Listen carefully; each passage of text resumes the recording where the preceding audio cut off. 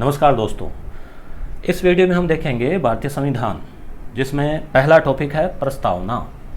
प्रस्तावना के बारे में डीपली हम जानकारी लेंगे और उसके बाद वीडियो के लास्ट में हम अभ्यास प्रश्न भी देखेंगे इस तरह से। और ये जो पॉलिटिकल भारतीय संविधान का ये जो टॉपिक है, ये हर परीक्षा में आपके लिए उपयोगी रहेगा, चाहे आरएस या एग्ज़ाम आईएएस का हो, चाहे रीट की परीक्षा हो। रीट के तो पॉलिटिकल पार्ट में प्रारंभ में प्रस्तावना का ही दे रखा है। राजस्थान पुलिस, पटवारी, पीटीटी या अन्य कोई भी एग्ज़ाम जिसमें पार्ट ऑफ जीके के रूप में भारतीय संविधान के प्रश्न पूछे जाते हैं। दोस्तों, इस वीडियो का मुख्य स्रोत है एम लक्ष्मीकांत की पुस्तक, जो कि इंडिया की सबसे लोकप्रिय पॉलिटिकल की पुस्तक है। तो शुरू करते हैं हम। मैं मुकेश कुमार ढाका और यह है भारत का संविधान, उसकी उद्देशिका। इसको आप पढ़ लें।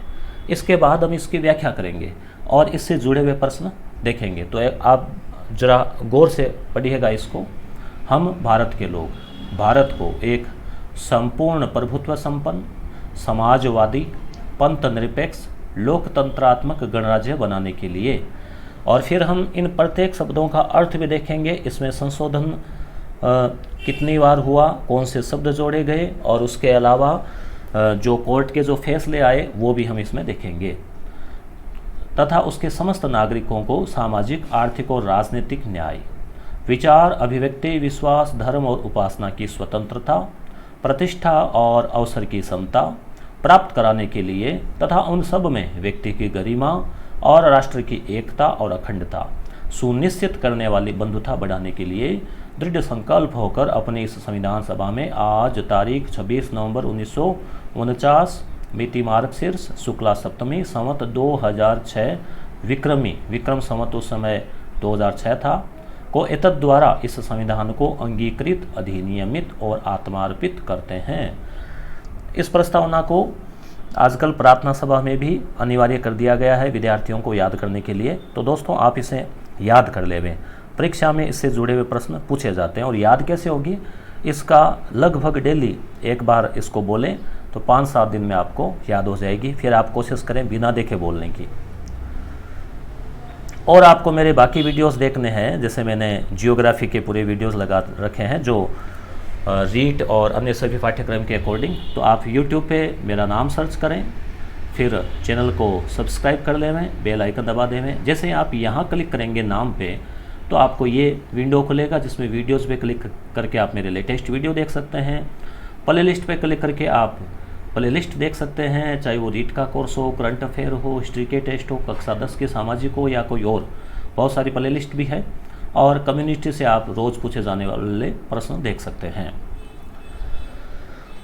तो अब प्रस्तावना के बारे में जो प्रमुख फैक्ट है, वो सर्वप्रथम अमेरिकी संविधान में प्रस्तावना सम्मिलित की गई थी। ध्यान में रखें आप। प्रस्तावना क्या है? संविधान का एक तरह से परिचय या भूमिका, प्रीएम्बल। नेहरू जी के उद्देश्य प्रस्ताव के ऊपर ये आधारित है। नेहरू जी ने उद्देश्य प्रस्ताव प्रस्तुत किया था। 13 दिसंबर 1946 को लाया गया था और 22 जनवरी 1947 को ये पारित हुआ था। प्रस्तावना में 42वें संशोधन 1976 के द्वारा, ये शब्द याद रखें, पूछा जाता है समाजवादी, धर्मनिरपेक्ष और अखंडता, 3 शब्द जो है वो जोड़े गए। यानी अब तक केवल एक ही बार प्रस्तावना में जो है वो संशोधन हुआ है। तो ये 3 शब्द याद रखें, समाजवादी, धर्मनिरपेक्ष और अखंडता। तो इसकी या तो आप ट्रिक याद रख सकते हैं कि समाज में धर्म अखंड रहता है, समाज में धर्म अखंड रहता है, या आप इसे हमेशा सदा याद रखें, सदा, SDA, समाजवादी, धर्मनिरपेक्ष, अखंडता। तो कोई भी ट्रिक से आप इसे याद रखें। अब प्रस्तावना के जो शब्द हमने पढ़े उनकी व्याख्या करते हैं, उनसे जुड़े हुए प्रश्न भी पूछे जाते हैं और आपको जानकारी होनी भी ज़रूरी है।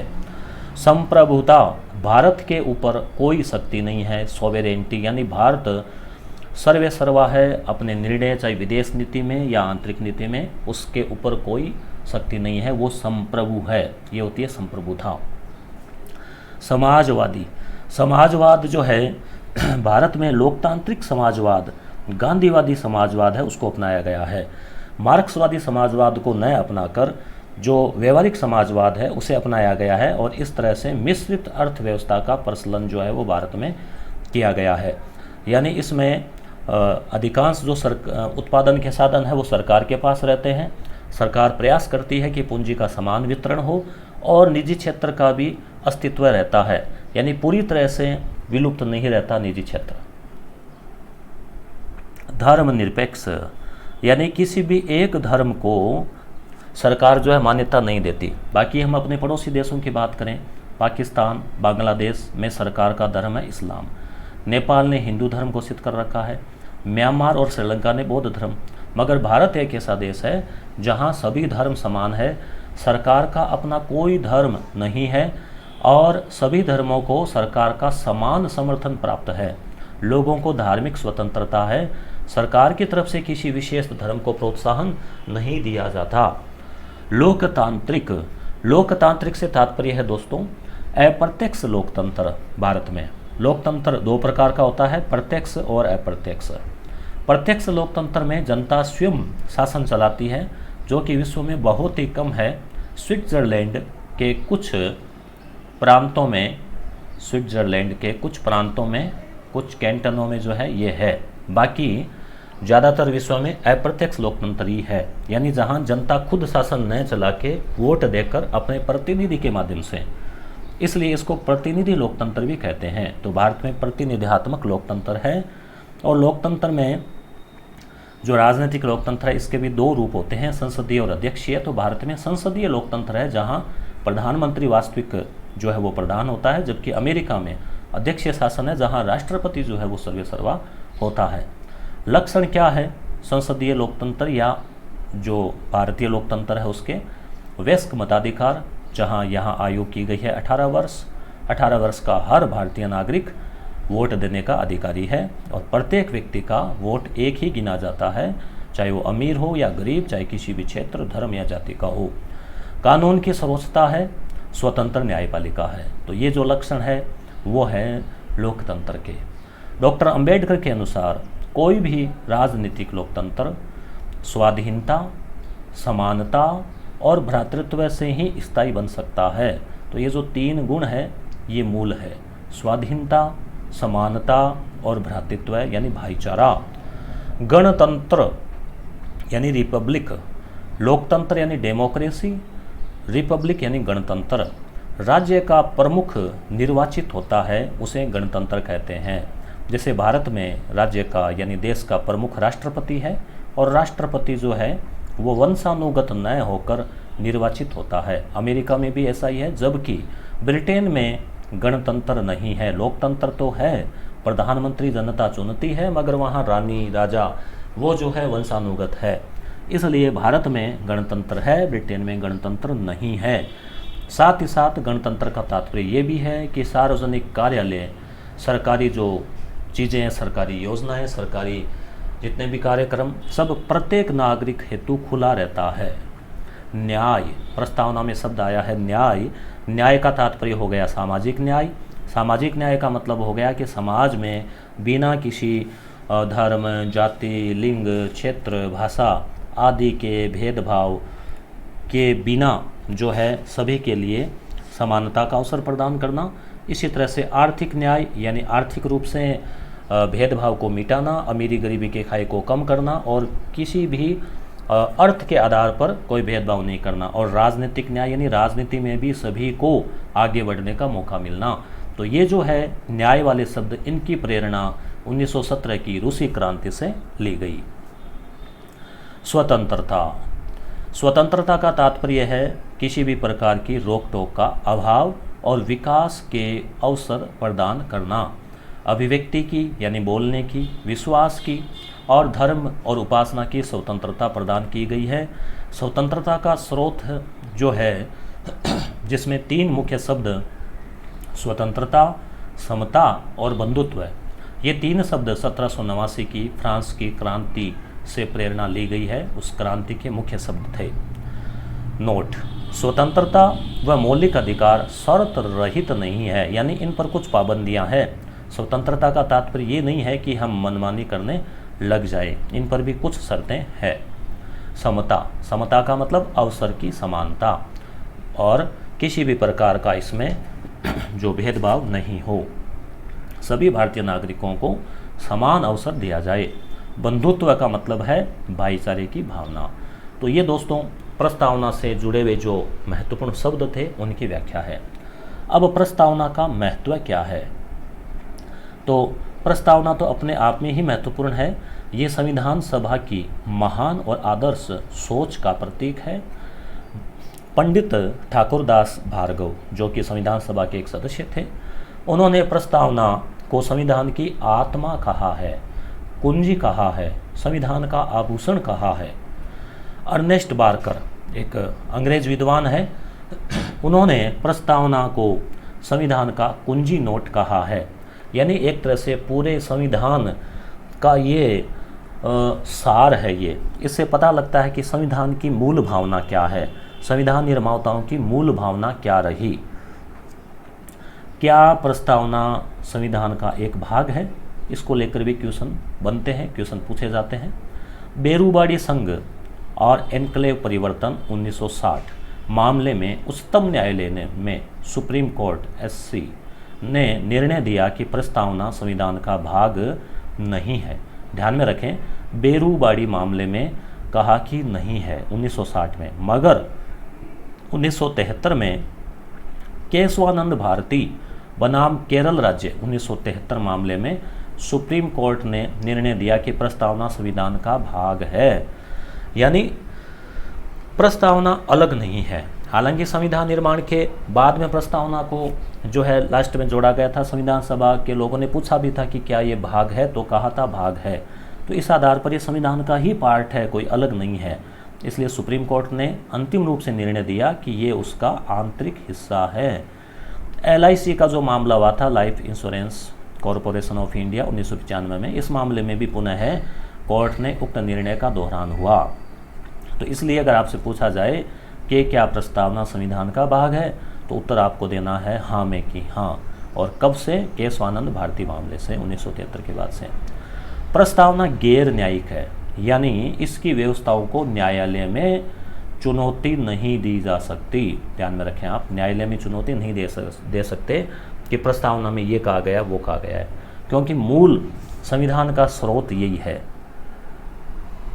क्या प्रस्तावना में संशोधन किया जा सकता है? तो उत्तर है हाँ, प्रस्तावना में संशोधन किया जा सकता है। अनुच्छेद 368 के तहत किया जा सकता है, मगर उसकी मूल विशेषताओं में संशोधन नहीं किया जा सकता। और आपको पता ही है कि अब तक केवल एक ही बार 1976 में जो 42वां संशोधन था, जो कि प्रारंभ में आपको बता दिया गया है, उसमें 3 शब्द जोड़े गए थे और एक ही बार संशोधन किया गया। और उसमें भी जो मूल विशेषताएं हैं उसमें कोई परिवर्तन नहीं किया, कोई शब्द हटाया नहीं गया, बल्कि उसी से जुड़े हुए एकता के से जुड़ा हुआ अखंडता और धर्मनिरपेक्षता की मूल भावना पहले से ही थी, तो वो शब्द है।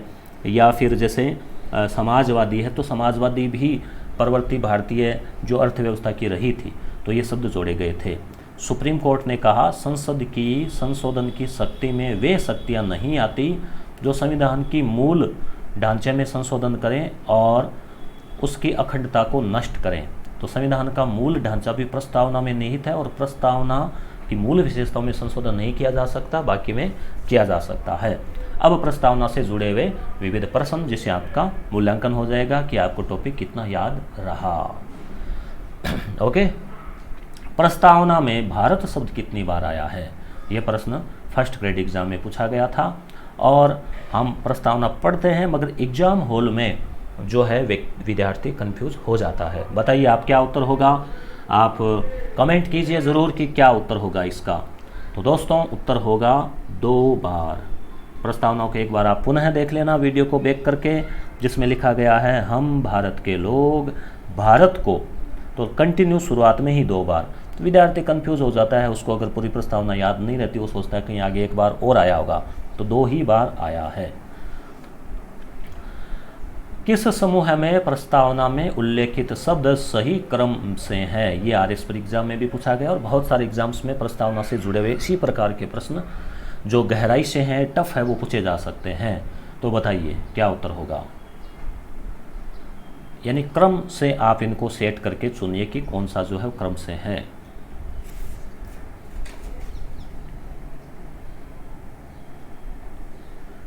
तो मुझे उम्मीद है कि आपने सही उत्तर दिया होगा। उत्तर हो जाएगा दोस्तों बी, संपूर्ण प्रभुत्व संपन्न। हम भारत के लोग भारत को एक संपूर्ण प्रभुत्व संपन्न समाजवादी धर्मनिरपेक्ष लोकतांत्रिक गणराज्य बनाने के लिए, अगर ये लाइन आपने ऐसे ऐसे याद कर रखी है तो आराम से आप याद रख सकते हैं। संविधान सभा ने 26 नवंबर 1949 को संविधान को अंगीकृत अधिनियमित आत्मार्पित किया था। उस समय विक्रम संवत क्या था? और आपको पता ही है दोस्तों, विक्रम संवत जो है उसकी स्थापना हुई थी 57 ईस्वी पूर्व में। और आपको कभी भी विक्रम संवत निकालना है तो इसमें आप वर्तमान जो ईस्वी है उसमें आप, जैसे 2020 चल रहा है तो आप 57 जोड़ दीजिए। तो 1949 आपको याद है, इसमें आप 57 जोड़ दीजिए। तो दोस्तों उत्तर हो जाएगा 2006। 42वें संशोधन द्वारा प्रस्तावना में कौन सा शब्द नहीं जोड़ा गया? 3 शब्द जोड़े गए, चौथा ऑप्शन को आप अलग कर दीजिए। क्या उत्तर होगा बताइए? A, B, C, D। Comment कीजिए, उत्तर दीजिए।